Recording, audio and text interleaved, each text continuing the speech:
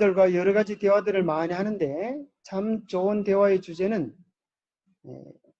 행복하십니까 하는 주제입니다. 그죠? 사람들에게 귀에 닿을 때마다 한번 물어보세요. 지금 행복하십니까? 여러분 옆 사람하고 한번 물어보세요. 지금 행복한가? 행복하지 않은가? 네. 어때? 답을 한번 해보세요. 자, 행복하신 분들은 왜 행복한지 이제 물어볼 수 있어요. 그죠? 무슨 일이 그렇게 행복하게 만드셨습니까? 아니면 행복하지 못하다고 하면 어떻게 하면 좋을까요? 뭐가 있으면 행복하시겠습니까? 혹은 마음에 근심하는 일이 무엇입니까? 이런 내용들을 서로 나눌 수가 있겠죠. 그죠? 그래서 행복이라고 하는 것은 참 좋은 주제인데 많은 사람들이 행복하지 못하는 분들이 많습니다. 그래서 무엇이 있으면 행복하실까요? 이렇게 질문해 보면서 많은 사람들이 행복하게 여기는 행복의 조건들을 찾아볼 수 있는데요. 우리나라에서 한번 연구한 설문에 의하면 많은 사람들이 뭐니 해도 뭐가 있어 행복하다? 머니가 있어 행복하다. 그런 분들이 56%였습니다. 그런데 여러분 돈이 좋은 것입니까? 돈 싫어할 사람은 아무도 없지만은 돈에 매이면 돈의 노예가 되면 어떻게 될까요? 돌아버리는 것입니다. 돈 그러다 돌아버린 사람이 한둘이 아닙니다. 그래서 돈은 우리가 다스리고 지배해야 되지 돈의 노예가 되면 그때부터 우리 인생이 망가지기 시작합니다. 중국에서 7조 부자가 7조 부자가 엄청나죠. 그런데 더 많은 돈을 벌려고 자기 상대방 경쟁 거래처의 사장들을 8명을 죽여버렸어요. 그래가지고 이제 들통이 나서 사형장의 자리에 가게 됐어요. 그때 이 사람이 뭐라 그러는가 하면 내가 정말 잘못 살았습니다. 어머니 제가 정말 잘못 살았습니다. 제가 이제 정신 차리고 생각해 보니까 나에게 큰 회사가 필요한 게 아니고 가족들끼리 오손도손 사랑하고 나눌 수 있는 작은 바단떼기만 하고 구멍가게 하나면 될 것인데 내가 너무 큰 욕심을 부리다가 그 많은 돈 하나도 못 써보고 뭐 하게 되는 거예요? 오늘 죽게 되었습니다. 큰 돈 벌려고 남을 해치다가 그 돈 하나도 안 써보고 죽으면 소용이 있어요 없어요? 없죠. 돈 때문에 돌아버린 사람들이 한둘이 아니에요. 돈 때문에 도덕성도 팔아버리고 그렇죠? 양심도 없어지는 그런 시대에 살아갑니다. 그래서 돈은 우리가 지배할 때 행복한 것이지 돈의 지배를 당할 때는 사람이 사람다움을 잃어버리는 것입니다. 그 다음에 두 번째 행복의 조건으로 사람들은 뭘 꼽는가 하면 건강해야 행복하다. 그렇죠. 건강이 참 중요하죠. 건강을 잃어버리면 많은 사람들이 그렇게 이야기합니다. 부를 잃어버리는 것은 조금 잃어버리는 것이고 명예를 잃어버리는 것은 많이 잃어버리는 것이고 건강을 잃어버리는 것은 다 잃어버리는 것이다. 전부를 잃어버리는 것이다. 그러나 예수를 잃어버리는 것은 뭐라 그러면 될까요? 그런 소리 안 해봤죠? 예수를 잃어버리는 것은 영혼을 잃어버리는 것이다. 그죠? 그래서 사실 건강이 중요합니다. 그래서 우리는 건강은 어떻게 하면 건강할 수 있을까요? 건강할 때 건강을 잘 지켜야 합니다. 그렇죠? 돈도 있을 때 저축할 수 있듯이 없어지고 나서 하려고 하면 엄청 힘이 듭니다. 건강도 건강할 때 지켜야 하는데 건강을 지키는 세 가지 방법이 뭐죠? 첫 번째는 입으로 들어가는 것을 잘 관리합니다. 입을 관리를 잘 못해가지고 수많은 고기들이 그날부로 운명을 달리하게 됩니다. 뭔 소리인지 알아먹으려고 모르겠어요. 아마 정년하면 잘 하실 텐데 물고기들이 다 뭐 때문에 입을 잘못 놀려가지고 운명을 그르치게 되는 것입니다. 두 번째는 뭘 잘 관리해야 될까요? 우리의 몸을 잘 관리해서 운동을 규칙적으로 해주는 게 정말 중요합니다. 여러분, 입 관리가 중요할까요? 운동해서 몸 관리하는 게 더 중요할까요? 여러분들의 음식을 아무리 잘 가려 먹어도 운동을 규칙적으로 하지 않으면 고장이 나게 돼 있어요. 운동보다 더 중요한 것이 있는데 그게 뭘까요? 마음의 관리, 관계, 사람과의 인간관계의 관리, 스트레스의 관리, 이런 것들이 세 번째로 중요한 것입니다. 그래서 우리가 아무리 몸이 건강하다 할지라도 사람들 만날 때마다 싸우고, 그죠? 불화하고 하면 마음의 평화를 잃어버리게 되는 것입니다. 그래서 건강은 세 가지로 관리할 수 있다. 첫 번째는 입의 관리. 여러분, 입 잘 관리하십니까? 두 번째는 몸의 관리. 운동을 통하여 몸을 관리하고, 세 번째는 우리의 마음을 잘 관리할 때, 마음은 하나님과의 관계, 사람과의 관계를 통하여 잘 관리할 수 있는 것입니다. 또 가족과의 행복된 관계, 친구와의 관계, 또 우리가 일할 수 있는 일거리들이 있다고 하는 것, 이것도 참 행복한 일들이 아니겠습니까? 우리가 행복의 여러 가지 조건들을 가지고 있지만은 가장 중요한 것은 뭘까요? 여러분, 가장 중요한 게 뭘까요? 여러분, 건강이 중요하지만, 죄송하지만 건강하다고 다 행복하십니까? 그런 거 다 아니에요. 돈이 중요하지만 돈 많다고 다 행복합니까? 아니에요. 돈 많아도 불행한 사람들이 얼마든지 존재할 수 있습니다. 그렇죠? 가족들이 있다고 행복하십니까? 아니에요. 가족들이 있어도 불행한 사람이 여전히 많은 것입니다. 중요한 것은, 행복의 가장 중요한 절대 요소는 뭔가 하면 우리의 태도입니다. 그렇죠? 우리의 태도 속에 행복이 달려 있습니다. 그래서 첫 번째, 행복의 5가지 비결을 오늘 우리가 배울 터인데, 제일 첫 번째 중요한 것은 행복의 법칙들을 깨닫는 것인데, 이 법칙은 마치 씨앗을 심는 것과 같아요. 우리의 마음속에 무슨 씨앗을 심냐에 따라서 거두는 열매가 달라지는 것입니다. 감사를 심으면 뭘 거두게 될까요? 행복을 거두게 돼요. 불평을 심으면 불행을 거두게 돼요. 사랑을 심으면 기쁨을 거두게 돼요. 그래서 우리 인생은 심는 대로 가는 것입니다. 그래서 오늘 우리는 행복해지는 5가지 비결들을 우리 마음속에 심으려고 하는 것입니다. 이것은 제가 지어낸 것이 아니고 영국에 있는 유명한 신문사에서 오랫동안 연구해서 발표한 5가지 비결인데 꽤 일리 있는 내용입니다. 첫 번째는, 행복에는 부메랑의 법칙이 존재한다. 이것이 인간관계의 가장 근본된 원리라는 거예요. 무슨 원리가 존재한다고요? 부메랑의 원리가 존재한다. 부메랑이 뭡니까? 던지면 돌아오는 거예요. 던지면 돌아오는 거예요. 그런데 우리가 알고 있는 이 누가복음 6장 38절에는 부메랑의 법칙보다 더 중요한 한 가지 법칙을 소개하는데, 이제 좀 있으면 나옵니다. 자, 같이 한번 읽어보겠습니다. 여러분 책에도 있죠? 같이 한번 읽어볼까요? 시작. 남에게 베푼 것은 상대에게 도움을 줄 뿐 아니라 베푼 사람을 더욱 행복하고 건강하게 만든다. 그렇습니까? 희한하게도 남에게 베푼 것은 상대에게 도움을 줄 뿐 아니라 베푼 사람을 더 행복하고 건강하게 만들어줍니다.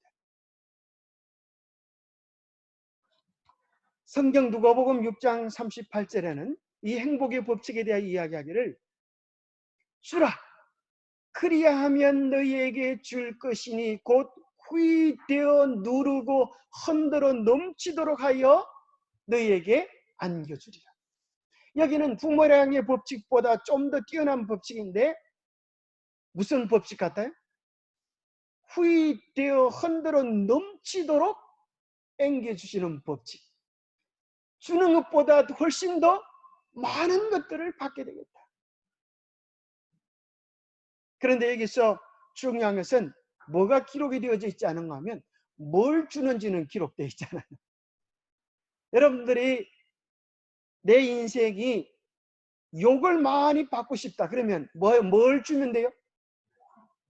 길거리 가는 사람 붙잡고 욕을 태비기로 해봐요. 그러면 욕을 말로 받게 되었어요. 이 법칙이 딱 들어맞는다니까요. 그래서 우리가 복을 받으려고 하면 상대방을 뭐 하면 돼요? 복을 주면, 상대방을 축복해 주면 사실은 누구에게 더 큰 복이 오는가 하면 후이되어 누르고 흔들어 넘치도록 안겨주는 복을 내가 경험할 수 있어요. 그래서 가장 불행한 사람은, 남의 것을 뺏으려고만 하는 사람은 자기 것들을 다 뺏기게 되는 거예요. 남을 행복하게 하려고 하는 사람은 이 세상에서 가장 행복한 사람이 되는 거예요. 그래서 여기 마더 테레사의 효과라고 하는 것이 있는데, 참 이 테레사는 봉사의 심벌 마크죠. 평생을 혼자 살면서 가난하고 병들고 가장 낮은 사람들을 위하여 일생을 바친 여인입니다. 참 놀라운 것은 남을 위하여 선행을 베풀 때에도 우리 몸의 면역이 증가될 뿐 아니라 그런 것을 생각하는 것만으로도, 그런 것을 보는 것만으로도 우리의 몸이 건강해진다는 거예요. 참 놀라운 효과죠. 한번 영상을 통하여 보겠습니다. 1987년 미국의 하버드 대학교 의과대학에서 흥미로운 실험을 했는데요. 한 그룹의 학생들은 돈을 받는 노동을 했고, 다른 그룹의 학생들은 아무런 대가가 없는 봉사활동에 참여했습니다. 활동을 마친 후 학생들의 체내 면역 기능을 검사했는데요. 그 결과 무료 봉사활동에 참여한 학생들의 면역 기능이 크게 향상된 것으로 나타났습니다. 이번엔 학생들에게 마더 테레사 수녀의 활동 영상을 보여준 뒤 면역 항체 수치를 확인했는데요. 이 또한 면역 항체 수치가 올라가고 스트레스 지수가 줄어든 것으로 나타났죠. 오야, 봉사활동만 하면 약도 주사도 필요 없다는 거잖아. 들어, 약 사는 사람 꼭 먹고 살아. 남을 돕는 활동을 하게 되면 인체 면역 기능이 크게 향상되는 것을 하버드 대학교 심리학과의 데이비드 맥클랜드 교수는 마더 테레사 효과라고 불렀습니다. 테레사 수녀는 평생을 가난 속에서 고통받으며 죽어가는 사람들을 위해 살았는데요. 검은 수녀복 대신 인도에서 가장 가난하고 비천한 여성들이 입는 흰색 사리를 입었죠. 빈자의 성녀로 추앙받았던 그녀는 1979년 노벨 평화상을 수상하기도 했습니다. 실제로 남을 돕고 난 후에 느끼는 뿌듯함이나 흐뭇함과 같은 심리적 포만감 상태는 꽤 긴 시간 지속되는데요. 이런 상태를 미국의 내과 의사 앨런 룩스는 페퍼스 하이라고 불렀죠. 남을 도우면 혈압과 콜레스테롤 수치가 낮아지고 엔돌핀이 정상치의 3배 이상 분비되어 몸과 마음에 활력이 넘친다는 겁니다. 자기 보니까 행복해지는 비결이 쉬워요, 어려워요? 내가 남을 도우려고 하면, 그죠? 도우려고 하면, 남을 위하여 베푸는 모든 것들은 우리의 삶의 행복을 심는 것입니다. 그래서 남을 위하여 미소를 지어주는 일들, 그죠? 남을 위하여 양보하는 일들, 이런 것들은 정말 우리의 삶을 행복하게 하고 이 세상을 더욱 아름답게 만드는 축복의 비결입니다. 두 번째는 새로운 것을 배우는 것. 이것도 큰 행복을 우리에게 주는 것들이죠. 매일매일 하루에 하나씩 배워간다면 우리의 인생은 얼마나 풍요로워질까요? 우리는 새로운 것들을 배울 때의 마음속에 뭘 느끼게 되는가 하면 새로운 생각과 지식과 정보를 하나씩 배울 때마다 성취감과 또 자신감과 회복력들을 우리의 마음속에 배울 수가 있습니다. 옛날에 모르는 것들을 하나씩 배워가는 것들. 또 요즘 봄이 되어서 산나물들을 여러분 보면서 그죠? 우리가 참 알지 못했던 것도 많아요. 그죠? 모를 때는, 이름을 모를 때는 잡초였는데 알고 나니까 그죠? 우리에게 도움되지 않은 것들이 하나도 없어. 하나님께서 얼마나 아름다운 것들로 만들어 놓으셨는지, 풀 한 포기 하나, 나무 하나 다 의미들을 가지고 있는 것을 배우면서 아주 큰 기쁨을 느끼게 됩니다. 그럴 뿐 아니라 또 우리에게 큰 기쁨을 주는 것 가운데 한 가지는 함께 하는 것. 이것도 아주 많은 기쁨을 우리에게 준다는 거예요.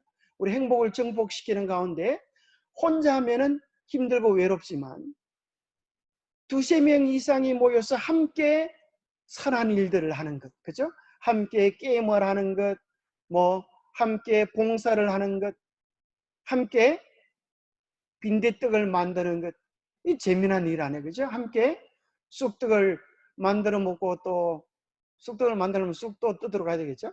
함께 쑥 뜯으러 가는 것. 이런 일 아주 우리의 행복을 정진시키는 그런 것들입니다. 그래서 우리가 새로운 것들을 배우며 함께 어울리는 것들, 중요한 것이죠. 그런데 세 번째 것은 아주 더 중요한 일인데, 그것은 무엇인가 하면 우리는 누구든지 우리의 삶에서 말 못할 어려움들을 다 가지고 있다는 거예요. 어려움이 없는 사람이 있겠어요, 없겠어요? 그죠? 천이면 천, 만이면 만, 다 하나같이 어려움들을 가지고 있어요. 여기 있는 사람은 아주 미남 잘 생긴 행복한 사람처럼 보이는데 사실은 알고 보면 이 사람도 아주 문제가 많은 사람이에요. 얼굴은 멀쩡한데 이 사람 이름 뭐라고요? 닉 부이치치. 닉 부이치치. 팔도 다리도 없는 사람. 여러분 한번 생각해 보세요. 여러분에게 팔과 다리가 없다면, 한쪽 팔이라도 없다면 어떨까요? 한쪽 다리라도 없다면 정말 기가 찰 것 아니에요, 그죠? 여러분 한번 생각해 보세요. 하루만이라도 내 다리가 없다고 생각하면, 우리 홍일선님 지난번에 발가락 다쳐가지고 뼈가 금이 가가지고 얼마나 고생을 많이 하셨어요. 그때 심정이 어떻던가요? 뭘 배웠습니까? 예.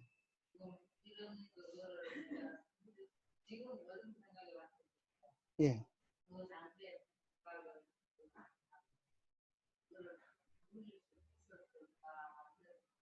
그죠. 예.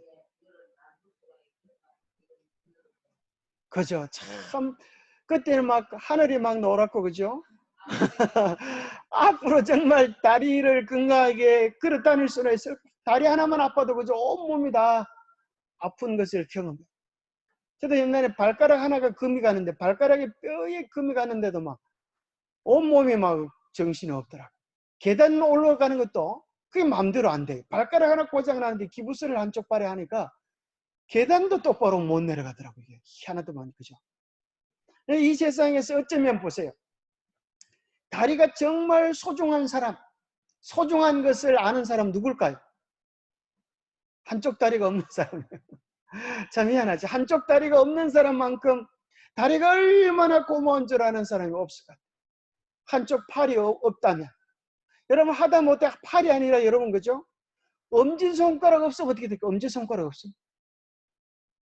참 우리가 할 수 있는 것들이 얼마나 많이 없을지 몰라요. 아마 엄지손가락 없으시면 우리 권장로님 직업 그날부터 땡이에요. 그죠? 엄지손가락 없으면 일을 할 수가 없어가지고. 또 옛날 적군들은 싸울 때 옛날 전쟁 때서는 싸우다가 원수를 만나면 적장을 사로잡아가지고 엄지 발가락을 잘라버린대요. 그럼 어떻게 될까요? 엄지 발가락 하나 없으면 똑바로 설 수가 없다. 참 놀라운 일이죠. 그런데 우리에게는 팔과 다리가 붙어 있다고 하는 것, 얼마나 감사한 일일지 몰라요. 그런데 많은 사람들이 세상에 무슨 생각만 하는가 하면 있는 것은 감사하지 않고 없는 것만 바라보며 불평하는 사람들이 참 많아요. 그래서 가장 어려운 계산법이 뭔가 하면 있는 것이 얼마나 많은지, 하나님께로부터 받은 것이 얼마나 많은지 이것을 잘 계산하는 게 어렵다는 거예요. 많은 사람들은 자동적으로 뭐가 계산이 돼요? 없는 것, 계산해서.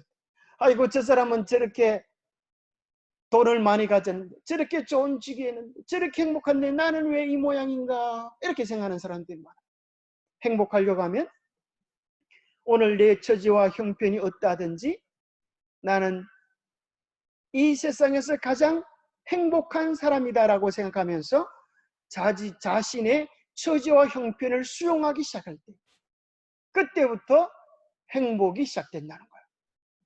오늘 내 남편, 내 아내, 내 자녀들을 보면서 하나님께서 나에게 가장 필요되는 사람을 주셨다, 그렇게 생각할 때 행복이 오는 것입니다. 자기 부인은 사랑하지 않고 옆집 아줌마를 보면서 저 아줌마하고 사는 사람 참 행복하겠네, 그런 생각을 하면 될까 안 될까요? 그러면서 우리 인생 행복들이 깨어지는 것입니다. 수용하는 것. 오늘 내 처지와 형편들을 수용하면서 하나님께서 나의 삶을 인도하고 계시다고 믿는 것, 그것이 행복의 지름길입니다. 사실 이 사람이 원래는 손과 발이 없이 태어나서 세 번가량 자살을 시도했다는, 얼마나 기가 차겠어요. 어린 아이인데도 남들은 다 손발이 있는데 손발이 없는 삶이 얼마나 어려웠을까요? 그러다가 나중에 하나님을 발견하고 인생에서 내가 가진 것들이 얼마나 소중한지를 깨닫게 하시고, 나는 없는 자가 아니라 하나님이 나보다 더 없는 자들을 위하여 사명자로 세우셨다는 사실을 깨닫고, 그때부터 있는 것에 감사하고 수용하면서부터 행복한 사람이 되고 말았어요. 만약 이 사람이 수용하지 못하고 평생 불평하고 원망하고 좌절했다면 그는 죽어버리고 말았을 거예요. 살아도 그늘 속에 살다가 절망 속에서 끝나버렸을 것입니다. 그런데 행복하고 감사하고 수용하기 시작하자 행복한 사람이 되고, 그를 본 어떤 아가씨가 세상에 저런 사람도 행복할 수 있네, 그 환한 얼굴을 보고 반해서 결혼하게 되고, 지난번에는 자녀가 둘이었는데 얼마 전에는 쌍둥이 딸을 그냥 꽃배기로 나가지고 딸이 둘이 되고 쌍둥이를 나가지고 이제는 가족이 6명이 됐다 그래요. 최근 뉴스 6명이 아주 얼마나 행복해 보입니다. 그죠? 수용하지 못할 때는 자기 곁에 아무도 없지만 사랑하고 기뻐하고 감사하면서 이렇게 행복한 가정을 만들 수 있게 되었습니다. 그래서 그는 참 위대한 말을 했습니다.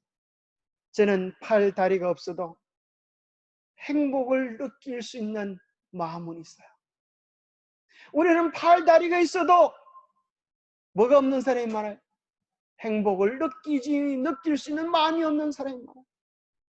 여러분, 이런 사람도 행복할 수 있다면, 이런 사람도 행복할 수 있다면 우리가 행복하지 못할 이유가 어디 있겠습니까? 그죠? 참 오늘 우리의 있는 것들이, 하나님께서 주신 것들에 대하여 감사하고 행복하시게 되기를 바랍니다.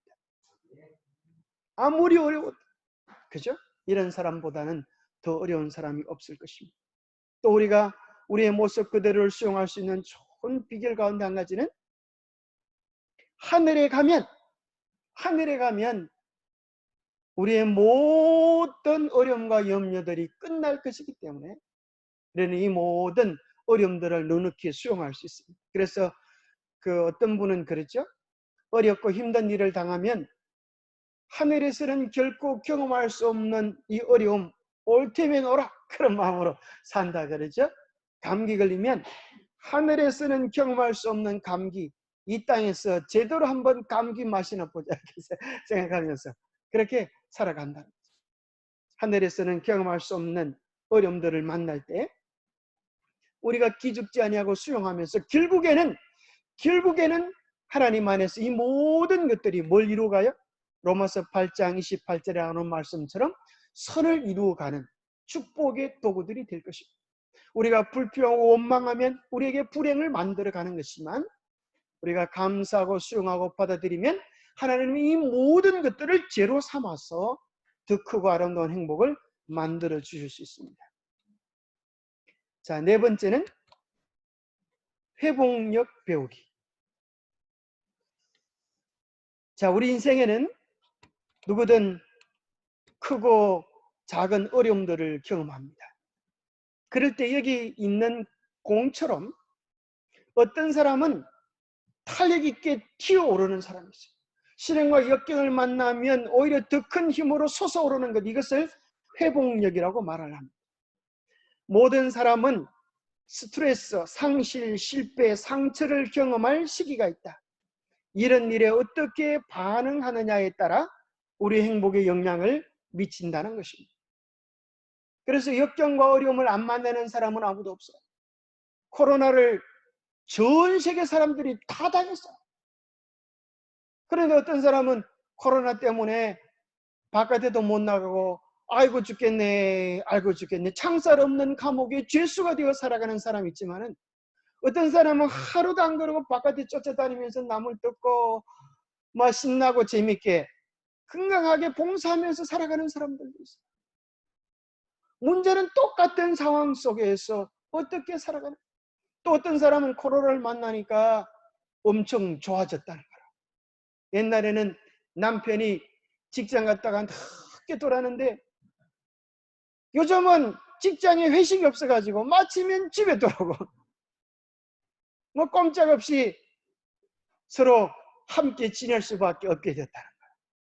그래서 옛날에는 가족이 중요한지 몰랐는데 함께 어울리면서 아주 좋아졌다, 뭐 그런 사람도 있습니다.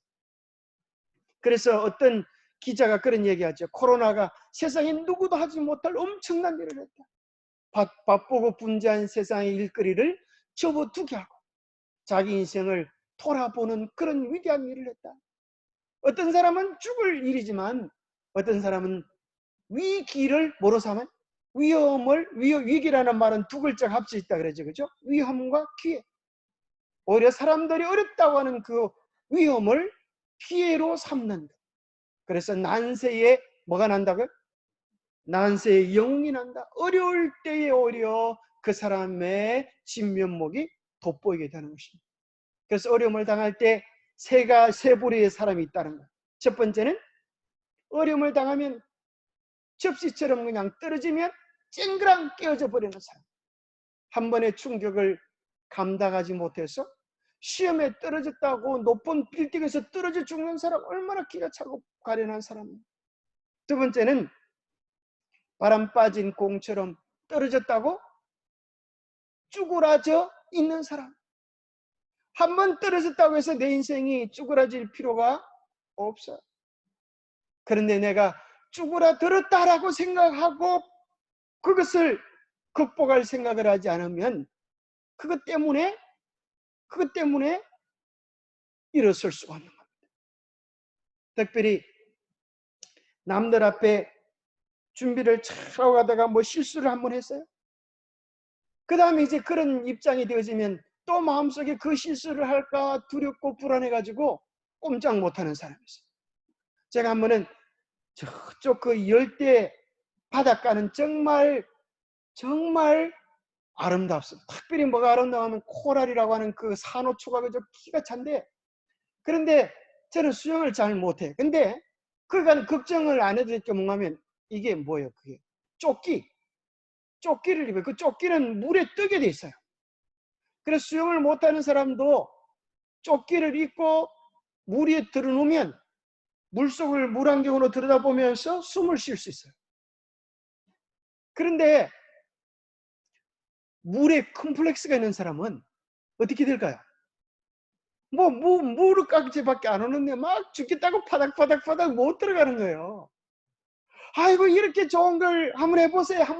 그런데도 물에 누우려 그러면 막 물귀신이 잡아 당기는 것 같은 그런 생각이 든다는 거예요. 그래서 그 좋은 데 비싸게 돈 들이고 여행 가가지고 한 번도 그 아름다운 코랄을 여행하지 못했어요.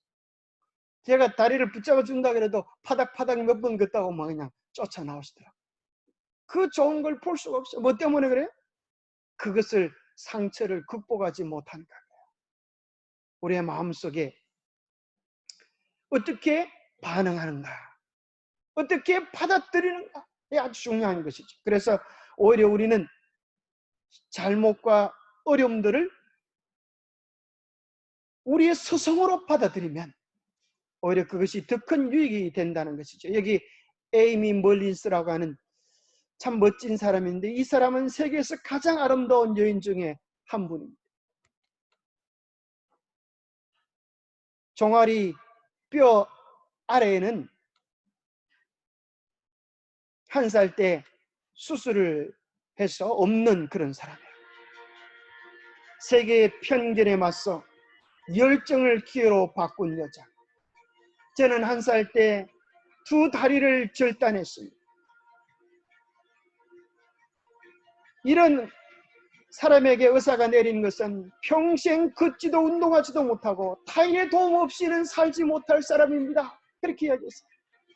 그렇지만 그녀는 삶을 포기하거나 열등감에 휩싸여 살기보다 운동선수가 되겠다고 하는 큰 꿈을 가지고 새로운 동기를 부여합니다.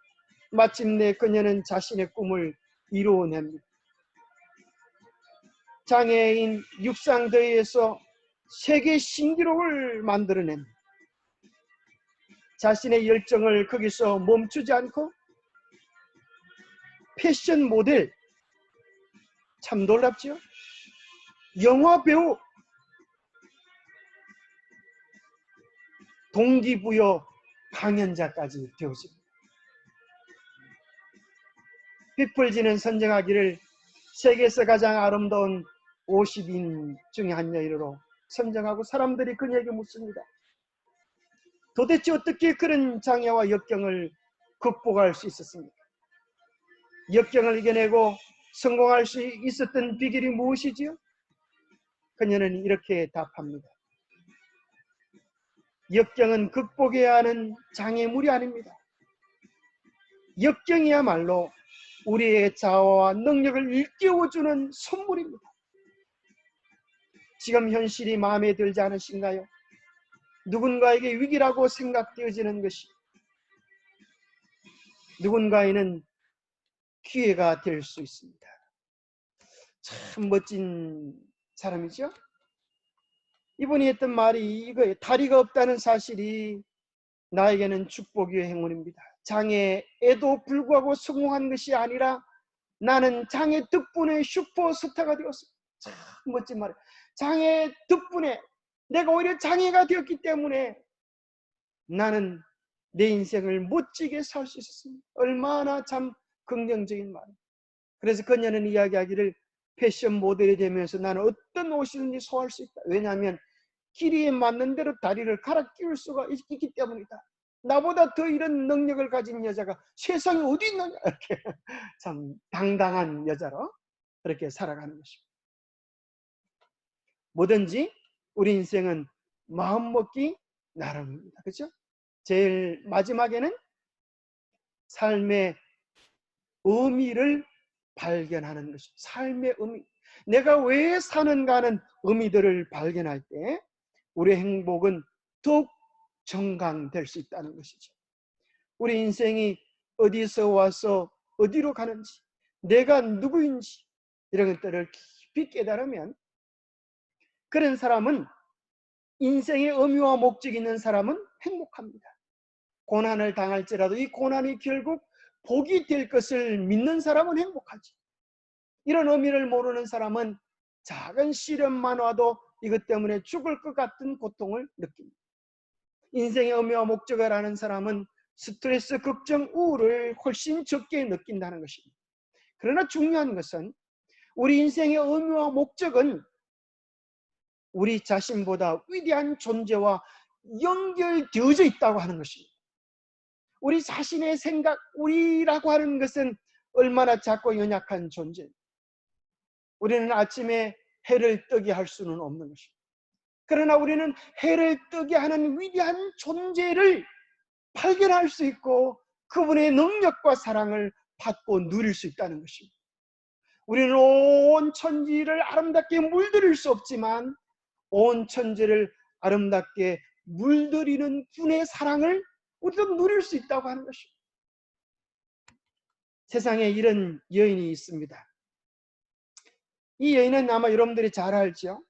미국 최고의 토크쇼의 주인공 오프라 윈프리. 그러나 그녀의 인생은 비참했어요. 9살 때 삼촌에게 성폭행을 당하고 14세 미혼모가 되었죠. 게다가 낳은 아이가 죽습니다.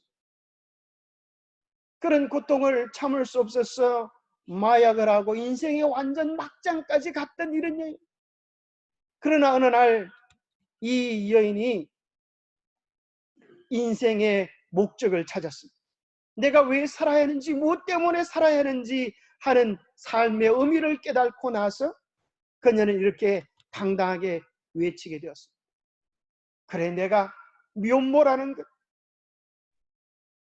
내 인생이 망가졌다는 것, 어렵다는 것, 흑인이라는 것, 여자라고 하는 것, 가난하다고 하는 것, 그게 뭐 어쨌다고. 그래서 내가 행복하지 못할 이유는 없어. 내가 바르게 살아가지 못할 이유는 없어. 나는 얼마든지 행복하고 멋지게 살아갈 수 있어. 그러면서 그녀의 인생은 어둠 속에 보석처럼 빛나기 시작했습니다. 행복은 얼마나 많이 가졌느냐 하는 것이 아니에요. 오늘 우리의 삶의 의미와 기쁨을 깨닫고 그것을 발견할 때 이 세상에 줄 수 없는 참된 행복과 기쁨을 발견할 수 있습니다. 그녀가 이렇게 이야기합니다. 한번 들어보시겠습니다. 이 세상에는 우리의 힘과 노력만으로 컨트롤할 수 없는 것들이 많이 있다. 하지만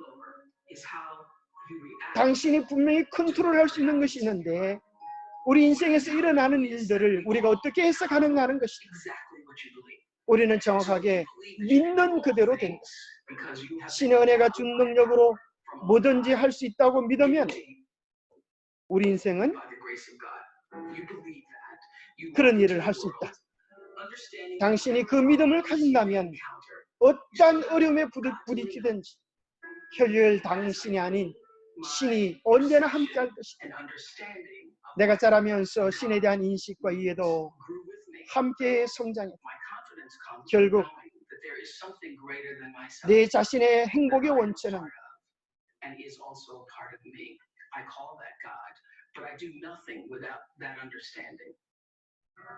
신을 발견하고 그 속의 기쁨을 발견하면서부터 시작되었다는 것이다.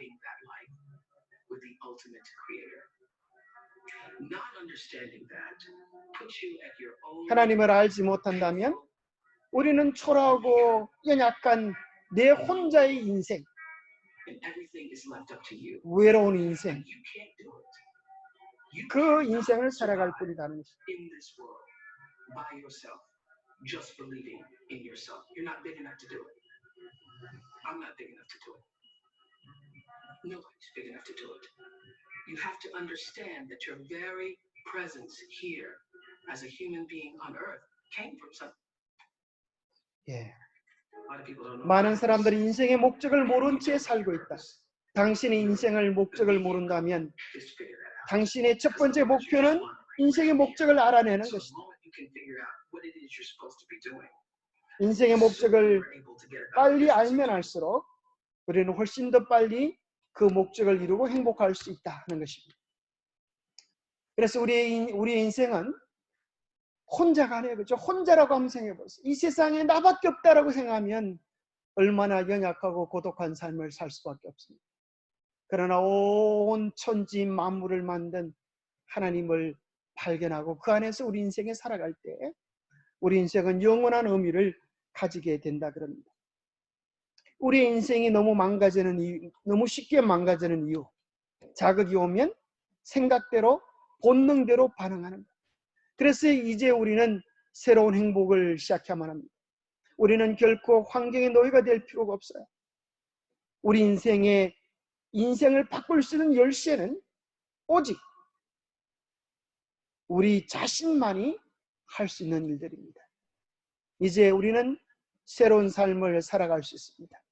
자극과 반응 사이에 공간을 만들어서 내가 선택의 의지를 가지고 있는 내 인생의 주인이라고 하는 사실을 발견해야 합니다. 우리는 얼마든지 하나님이 주신 자유의지를 활용하여서 이제는 자극에 본능대로 반응했던 삶을 멈추고 스탑 하시고 생각해야 합니다. 그리고 가장 좋은 것들을 선택해야 합니다. 그래서 우리는 주도적인 삶을 살아가야 하는데 첫 번째는 멈추는 것입니다. 이전처럼 본능대로 생각 없이 살았던 삶을 멈춰야 합니다. 충동대로 살면 노예가 되었습니다. 어제와 똑같은 방식으로 살면서 내 인생이 바뀌어지기 원하는 것은, 달라지기 원하는 것은 정신병자와 같은 일이다. 그렇게 아인슈타인이 말했어요. 이제 우리는 자극이 올 때 멈춰야 합니다. 그리고 두 번째는 생각해야 합니다. 내가 이렇게 행동할 때 일의 결과는 무엇인가? 주님이 원하시는 뜻은 무엇인가? 내가 할 수 있는 최선의 방법은 무엇인가를 생각하고, 세 번째 많은 거라 그랬어요? 선택합니다. 외부의 영향력이 어떠하든지 우리는 독립적으로 주님 기뻐하는 일을 선택할 수 있는 것입니다. 우리의 선택이 우리의 운명을 좌우합니다. 하나님은 당신의 운명의 열쇠를 오직 그대의 손에 쥐어주셨다고 하는 사실을 잊지 마시게 되기를 바랍니다. 주도적인 사람, 그들은 주변의 의견은 듣되 휘둘리지 않는다. 참 중요하다. 주변의 의견은 참조하지만 휘둘리지 않는다. 두 번째는 언제나 자신의 가치관에 따라 반응한다. 세 번째는 외부적 자극보다 내적으로 들려지는 성령의 음성에 귀를 기울이며 살아간다. 외부적인 자극이 아무리 크다 할지라도 더 중요한 것은 하나님이 오늘 내게 뭐라고 이야기하시는가, 그것이 더 중요한 것입니다. 여리고 앞에서 12명의 정탐꾼이 다녀와서 10명은 뭐라 그래요? 우리는 들어갈 수 없다. 저들은 큰 거인이고 우리는 메뚜기다. 그렇게 말을 했던 사람은 어떻게 되었어요? 그 말 그대로, 그죠? 들어가지 못하고 죽었어요. 그러나 2명은 뭐라 그랬어요? 그죠? 들어갈 수 있다. 저들은 우리의 밥이다. 밥이야 많으면 많을수록 좋은 거 아니냐? 그랬던 사람은 들어갔어요. 수많은 사람들이 골리앗을 보면서 무슨 생각이 들었을까요? 아이고, 저렇게 큰 거인하고 싸웠다가는 뼈도 못 추려. 근데 다윗은 어떤 생각을 해요? 저렇게 큰 머리를 누가 못 맞춰? 그죠? 저렇게 큰 머리를 누가 못 맞춰? 이름도 골이 아파서 죽는다고 골리앗이잖아. 그러면서 다윗이 믿음으로 나가서 한 방에 골리앗을 쓰러뜨린 것이 나오죠.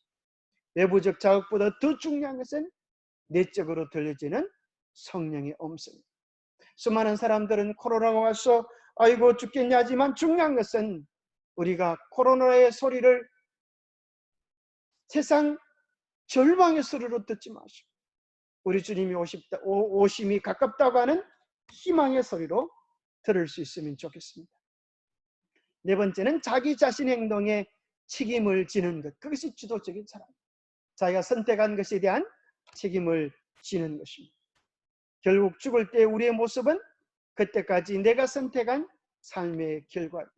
그래서 어떤 사람이 이야기하기를 인생은 B에서 D로 가는 것이다. 벌스 탄생했을 때 죽음으로 가는 것이다. 그러나 잊지 마십시오. B와 D 사이에는 뭐가 있다고요? C가 있다. 우리의 선택에 따라서 우리의 삶은 얼마나 위대하고 가치 있는 삶을 살 수도 있고 우리의 선택에 따라서 우리는 망가지고 버려지는 인생을 살아갈 수도 있습니다. 그렇다고 하면 우리는 언제든지 가장 좋은 것을 선택할 수가 있을까요? 그죠? 우리 가장 좋은 것을 선택하면 우리는 언제나 최상의 삶을 살아갈 수 있습니다. 언제나 가장 좋은 편인 언제나 주님 편을 선택하면 우리는 언제나 가장 좋은 결과를 거둘 수가 있습니다. 그래서 행복의 5가지 비결은 첫 번째, 부메랑의 법칙. 다른 사람을 행복하게 하는 것이 내가 행복해지는 비결이고 새로운 것을 배우는 것을 지속해 나가는 것. 또 수용하는 것들, 회복력을 배우는 것들, 삶의 의미와 기쁨을 깨닫는 것들. 그래서 이제부터 행복을 향한 멋진 여행으로 여러분을 초대합니다. 이제 그렇게 해서 여러분들이 이야기를 나누고 약속을 정해놓고 일주일에 한 번씩 만나서 이 얘기를 한번 들어주면 좋겠어요. 그래서 다음 주에는 2번째 여행을 가는데 나를 찾아서 떠나는 여행. 참 좋은 여행이죠. 3번째는 생명을 찾았어. 생명이란 어디에 있는가. 4번째는 생명의 본체를 찾았어. 5번째 가장 위대한 책을 찾았어. 가장 위대한 진리를 찾아서 죽음 너머의 세계를 찾아서 또 영원한 행복의 세계, 새로운 세계를 찾아서 이렇게 8번의 여행을 마치면 우리는 영원한 행복, 그 기쁨을 붙잡게 되고 또 누릴 수 있고 또 나눌 수 있는 아름다운 주의 적인들이 되어 있을 것입니다. 그래서 이것을 여러분 것으로 잘 삼아서 활용할 수 있게 되기를 바랍니다. 나누어 주는 사람이 진짜 가진 사람이에요. 그렇죠? 부자는 많은 사람이에요. 내가 가졌다 하는 것이 부자가 아니고 나누어 줄 게 있는 사람이 행복한 사람. 여러분 신앙이 하나님의 한없는 사랑을 먼저 내가 누리고 나누는 그런 사람이 되기를 바랍니다. 누리고 나누는 사람. 그런 사람을 한마디로 말하면 축복의 통로로 가지. 우리 모두가 다 하나님의 한없는 축복의 통로가 되시기를 간절히 바라면서 기도하겠습니다. 하나님 아버지, 오늘 우리를 불러주시고 참으로 이 세상의 진정한 행복이 무엇인지를 깨닫게 주심을 인하여 감사합니다. 우리에게 없는 것들을 생각하며 부러워하고 기대하면서 불평, 원망 속에서 사는 인생이 아니라 오늘 우리에게 주신 소중한 것들에 감사하며 기뻐하며 행복을 누리며 살아갈 수 있도록 도와주시옵소서. 우리 인생이 잠시 왔다 가는 나그네 길이지만 하나님께서 우리에게 영혼을 알게 하셔서 우리가 가지기 원하는 것보다 더 좋은 것들로 우리의 미래를 위하여 준비해 놓으셨음을 인하여 감사합니다. 그 귀한 행복을 우리가 매일매일 누리며 새로운 것들을 배우고 새로운 것들을 나누며 세상을 아름답고 행복하게 살아갈 수 있는 우리 모두가 되게 축복해 주시옵기를 우리 주 예수 그리스도 이름으로 하여 간절히 간구하옵나이다.